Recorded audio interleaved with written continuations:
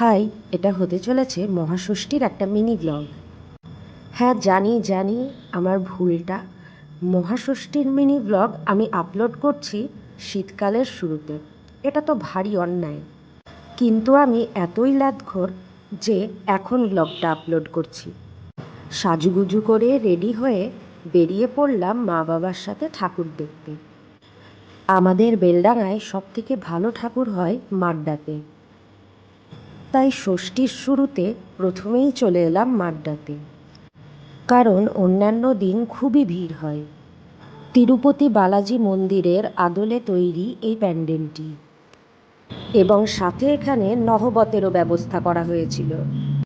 সত্যি বলতে এবারের প্যান্ডেলটা হয়েছিল খুবই সুন্দর, এবং মাকেও দেখতে অত্যন্ত সুন্দর লাগছিল।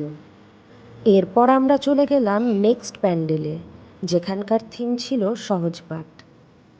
ঠাকুর দেখা হলো আর একটু পেট পুজো হবে না, তাই কি হয়? তাই নিয়ে নিলাম দুটো করে চিকেন পকোড়া। আজকে তো বেশ অনেকগুলো ঠাকুর দেখা হলো। এরপর চলে এলাম আমরা হাজরা বাড়িতে ঠাকুর দর্শনের জন্য। তোমরাও দেখে নাও আমাদের হাজরা মাকে। আমাদের হাজরা মা বেলডাঙাতে খুবই জাগ্রত।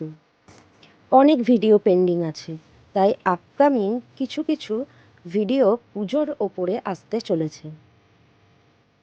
সবশেষে দেখতে পেলাম এমন একটা পুজো মণ্ডপ, যেটা পুরো ডাকঘর এবং ডাক টিকিটের থিমের ওপর তৈরি।